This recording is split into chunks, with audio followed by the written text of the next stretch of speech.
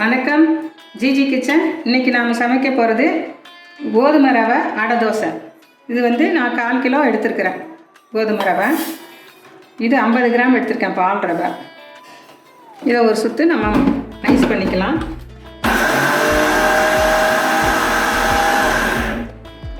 இப்போ இதில் சீரகம் 1 ஸ்பூனு, சோம்பு 1 ஸ்பூன் போட்டிருக்கேன், பெருங்காயம் சிறிதளவு, மிளகாத்தூள் 2 ஸ்பூன் போட்டிருக்கேன், சின்ன வெங்காயம் ஒரு 3 சின்ன வெங்காயம், ஒரு 15 பூண்டு, இஞ்சி 1 துண்டு, உப்பு தேவையான அளவு போட்டுக்கோங்க. இது கடலைப்பருப்பு 200 கிராமு, துவரம்பருப்பு 200 கிராமு.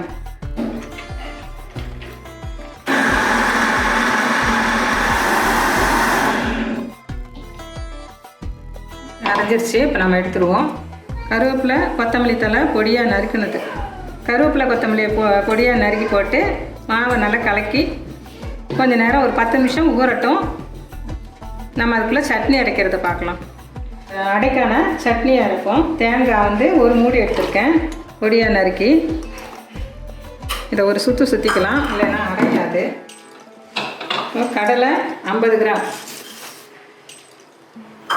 3 பச்சை மிளகாய், 1 துண்டு இஞ்சி, 2 பூண்டு, 1/2 ஸ்பூன் சீரகம், கொஞ்சம் கொத்தமல்லி தழை போட்டு பச்சை இலை போட்டு அரைக்கும்போது நல்லா வாசமாக இருக்கும் சட்னி. கருவேப்பிலையும் போடலாம் அது மாதிரி. இப்போ இதுக்கு நம்ம கொத்தமல்லி போட்டால் அந்த அடைக்கு நல்லாயிருக்கும். தேவையான அளவு உப்பு போட்டுக்கலாம். சட்னி தாளிச்சிடுவோம்.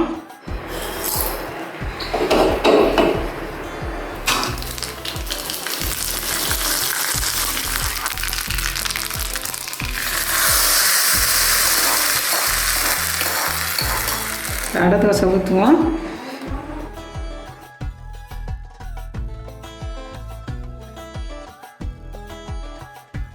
நான் எண்ணெய் தான் ஊற்றுறேன், நெய் ஊற்றுனா கூட ஊற்றிக்கலாம், அவங்கவுங்க டேஸ்ட்டு. நம்ம இதில் அரிசி மாவே எதுவும் சேர்த்த கிடையாது. வெறும் ரவை, பால் ரவை, கோதுமை ரவை, கடலைப்பருப்பு, துவரம்பருப்பு தான் சேர்த்து செஞ்சுருக்கோம். பால் ரவை போடுறதுனால கொஞ்சம் மொறுமொறுன்னு கிடைக்கும், அதுக்காக தான் அதை சேர்த்துறோம்.